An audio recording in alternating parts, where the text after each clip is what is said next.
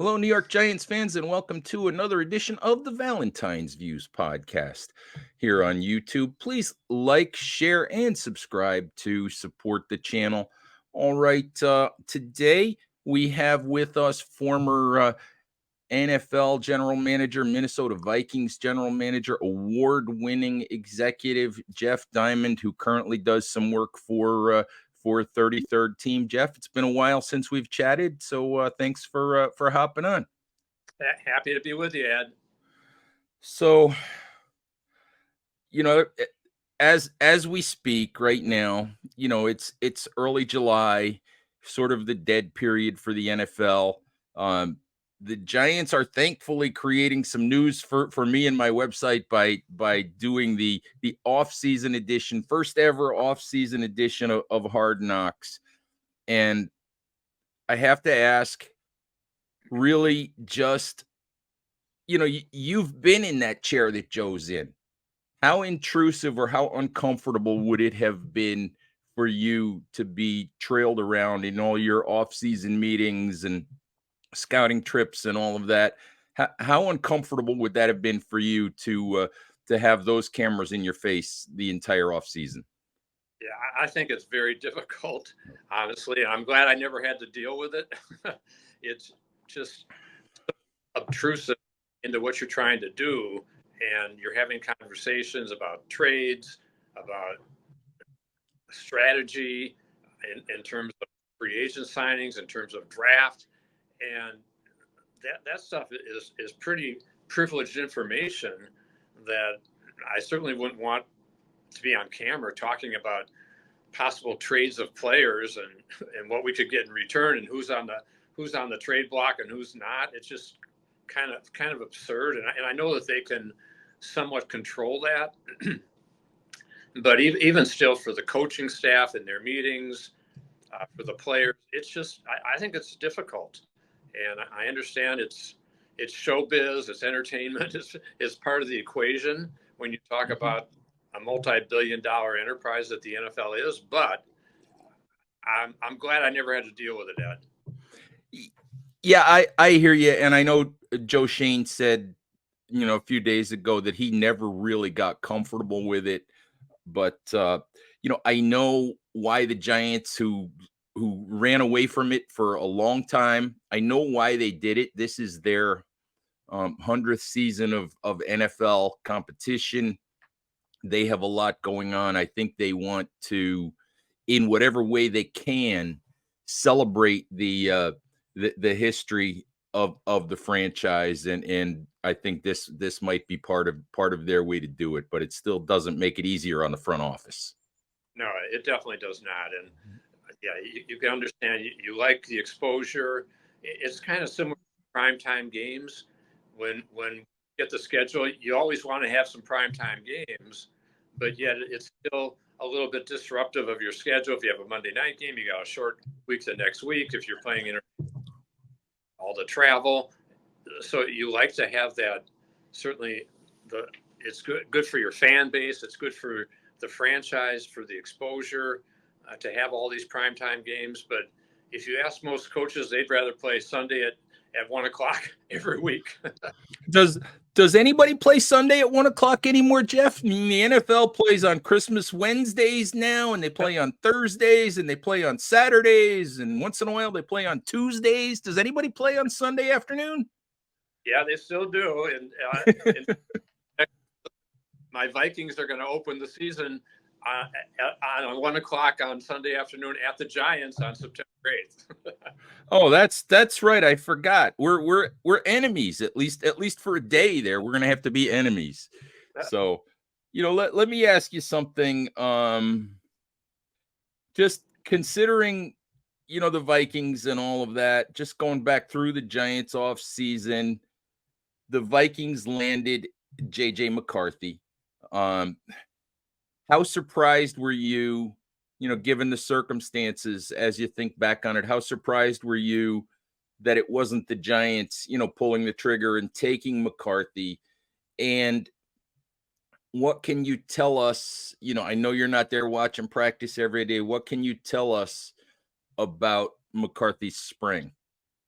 Yeah, I think he's had a really good spring, and hearing Kevin O'Connell, the Vikings coach, talk about it, and as you know, I do a lot of media work surrounding it, and so, I certainly have gotten good feedback on JJ's progress to this point, but he's still entering training camp behind Sam Darnold, who, of course, everybody in New York is very familiar with from his Jets years.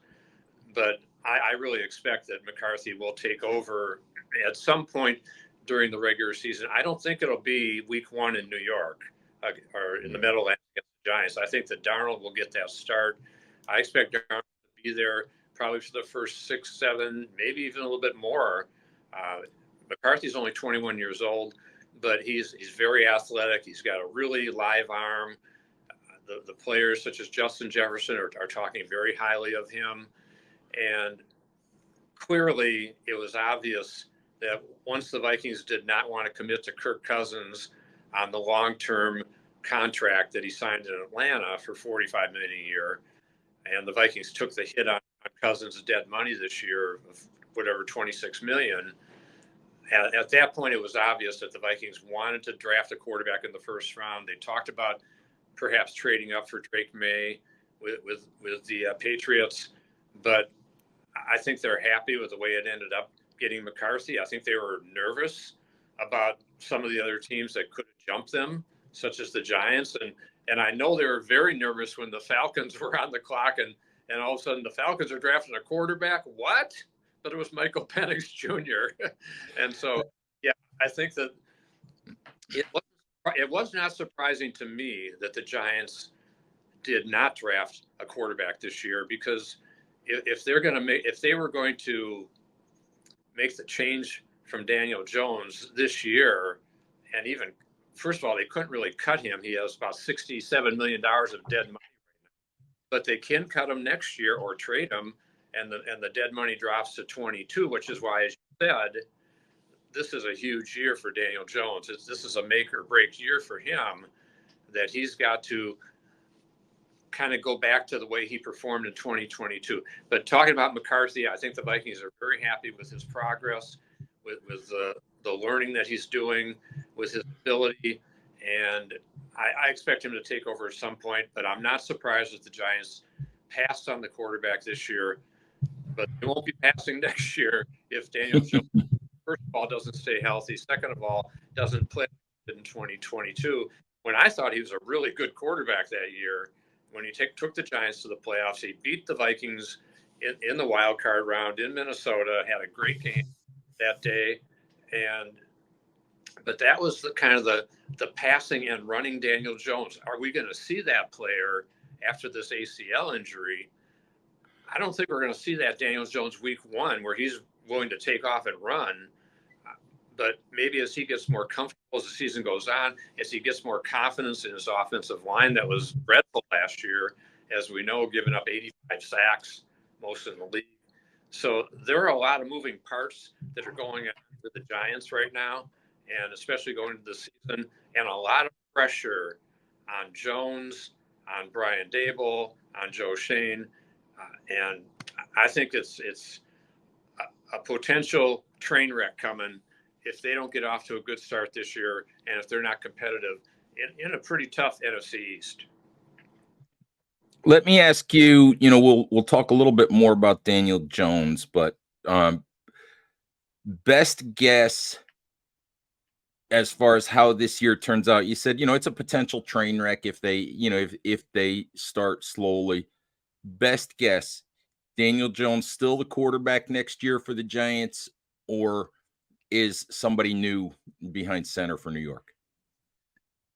I think it's going to be somebody new. I don't think they're going to be wanting to pay him at that level because, first of all, he doesn't have Saquon Barkley. Singletary is a good back. He's not Barkley.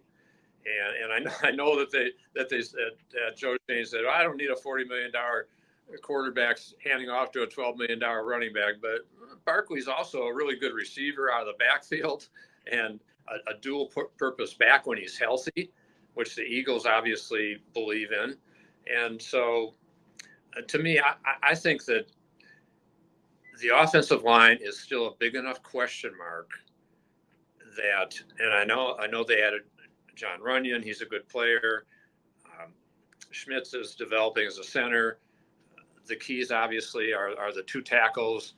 Thomas and Neal have to play really great, and Thomas has to play up to that premier, whatever, $23 million a year deal.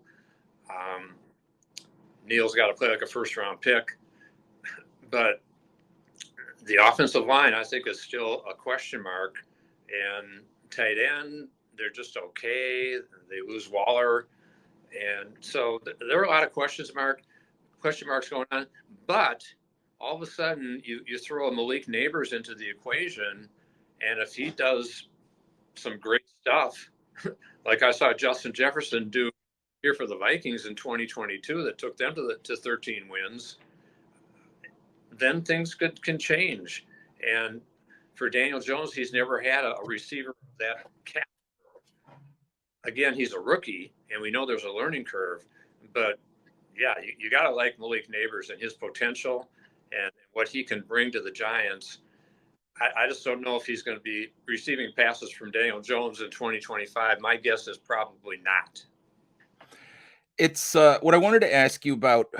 Everywhere I look, um, it's the time of year when everybody does roster rankings and lists and all kinds of things, and everywhere I read has the Giants as the worst roster in the NFL, the second worst roster in the NFL. Um, one of the worst 4 or 5 rosters in the NFL.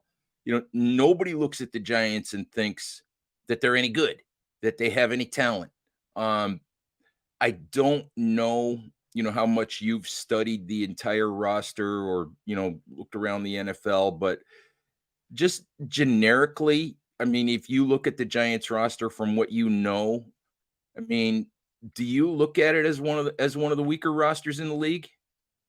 No, I really don't. I think there's a lot of really good players on that roster. As I said, I think that the offensive line's a question mark, and Daniel Jones is a question mark. But if he's playing like he did in 2022, he's a top 10 to 12 quarterback in the league.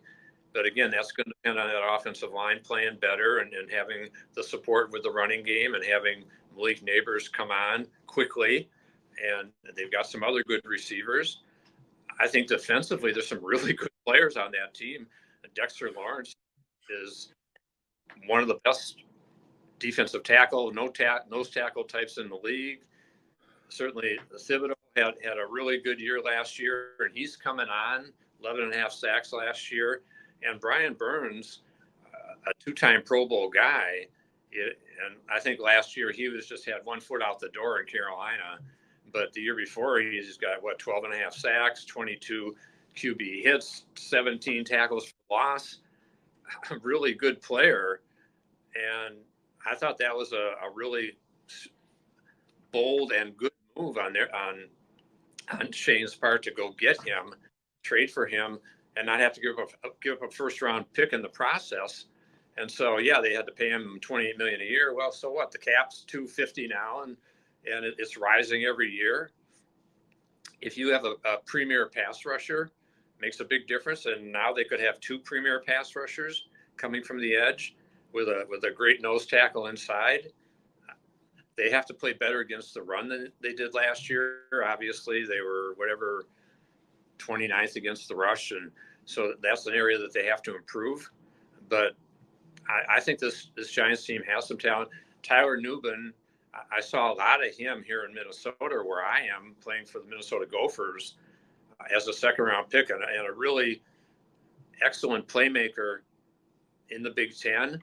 And I think he can step right in and be a really good player for the Giants at safety, kind of similar to what Antoine Winfield, a former Gopher, did for the Bucks, and he had a fantastic year last year. Winfield did, and so I think Nubin can help. I think Neighbors can help.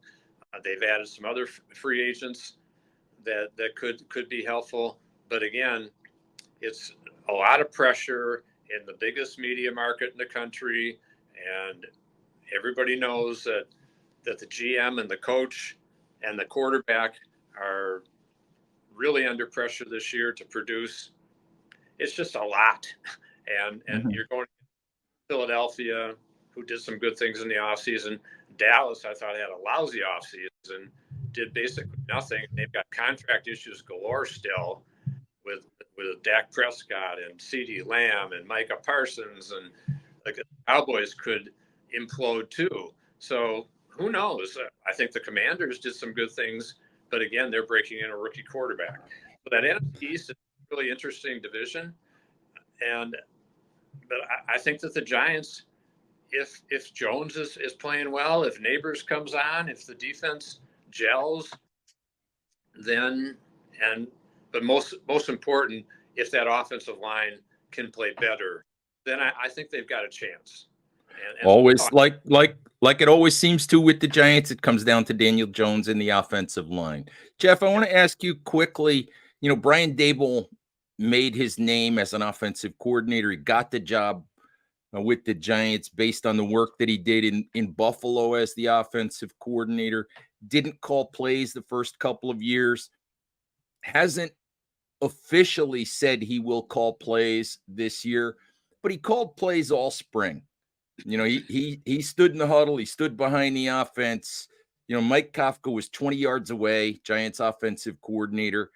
It's pretty obvious. Brian Dable, third year, under some heat, pretty obvious he's going to call plays. Um,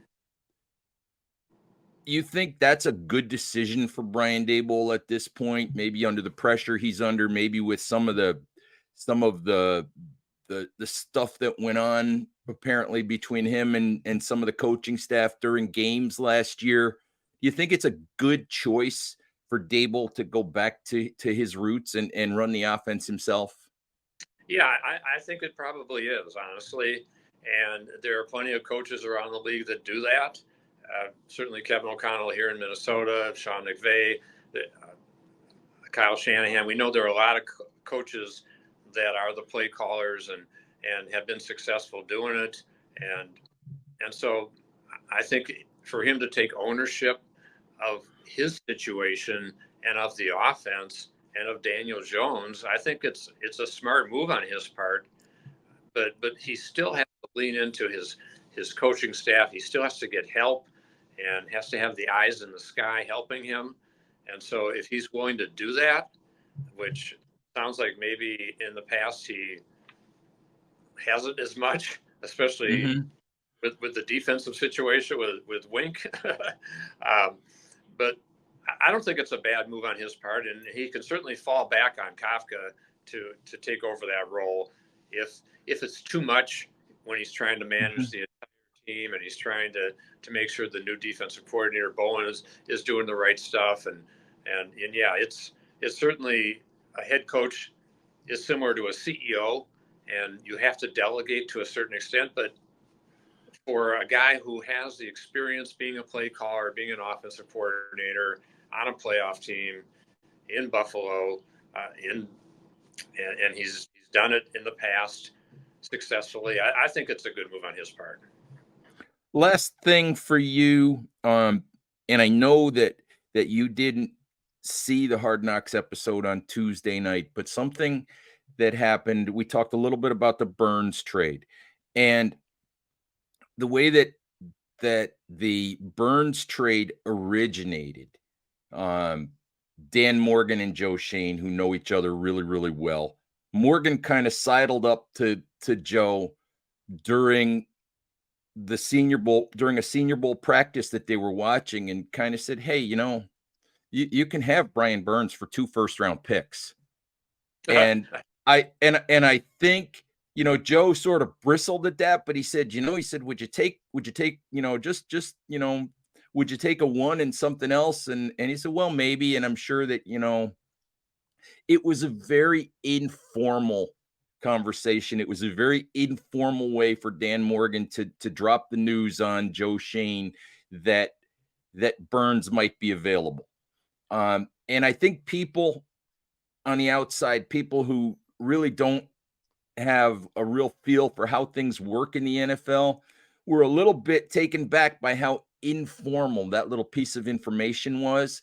And I'm just curious, you know, are things like that normal to just, is where something, something big like that ends up happening can start with such a little informal exchange of information? Yeah, I think it definitely can.